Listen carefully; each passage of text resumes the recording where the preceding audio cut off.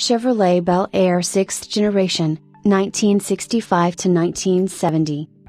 For 1965, the full-size Chevrolet was totally restyled, and the cars were stretched to 213.3 in, 5,420 mm, overall, even though the wheelbase remained the same. The new stamped grille had a lower extension below the bumper which was slightly V'd. Curved window glass and round taillights mounted high characterized the new styling. The interiors were also redesigned and a very attractive dash resulted. The standard V8 remained the 283 SID model of 195 horsepower, 145 kilowatts, but options included two new 396 cubic inches, 6,490 cc, SID engines of 325 horsepower, 242 kilowatts, and 340 horsepower, 250 kilowatts, and two 409 SID blocks of 400 horsepower, 300 kilowatts, and 425 horsepower, 317 kilowatts.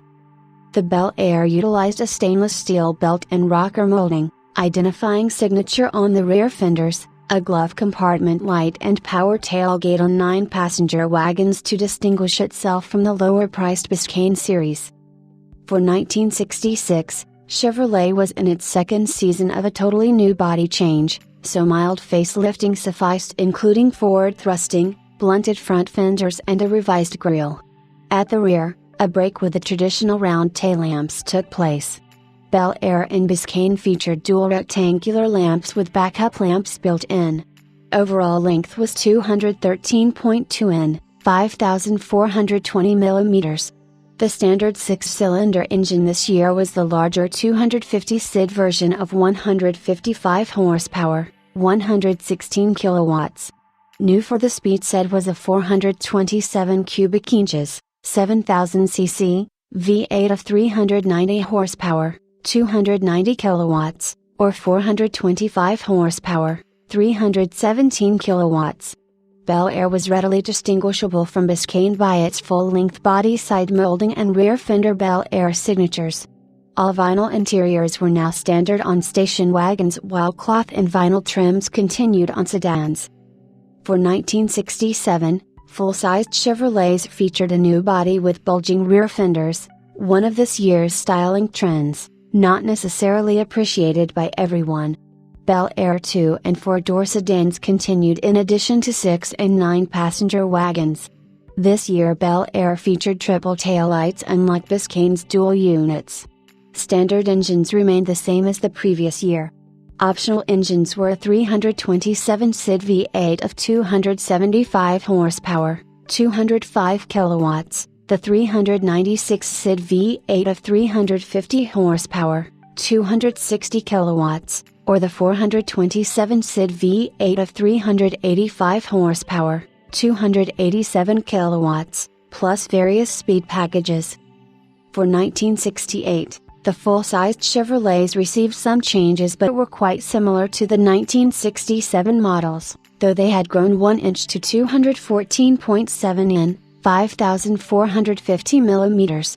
Chevrolet's new grille design bore a strong resemblance to Cadillac's, but Bel Air's dual round taillight design was strictly Chevrolet. In an unusual move, the taillights were mounted in the bumper. In 1968 the U.S. additional safety features were required in all motor vehicles, bringing about a new standard in car safety. These features included shoulder belts for outboard front seat occupants and side marker lights. Chevys with optional V8s got the engine size, in cubic inches, displayed as part of the front side maker lights. In addition to the 250 SID 6 of 155 horsepower, 116 kilowatts, standard engines included the new 307 cubic inches, 5,030 cc, V8 of 200 horsepower, 150 kilowatts.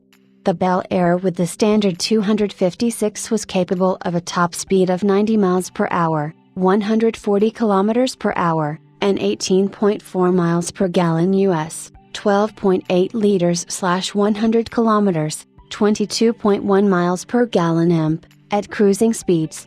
When powered by the new 307 SID V8, The Bel Air series cars had a top speed of 105 miles per hour, 169 kilometers per hour, and 17.1 miles per gallon US, 13.8 liters/100 kilometers, 20.5 miles per gallon imp, at cruising speeds.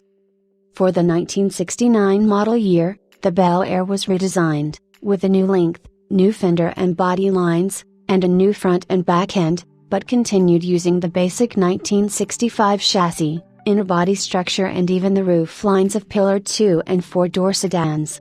The cars also remained on the 119 (3,000 mm) wheelbase, but grew to a new length of 219.9 (5,590 mm), while the wagons grew 4.3 (110 mm), to a new length of 217.7. Engine offerings included a standard 250 cubic inch 6-cylinder and 235 horsepower, 175 kilowatts, 327 V8, and optional V8 engines included two 350s of 255 horsepower, 190 kilowatts, and 300 horsepower, 220 kilowatts, a 396 rated at 265 horsepower, 198 kilowatts, and three 427 V8s of 335 horsepower, 250 kilowatts, 390 horsepower,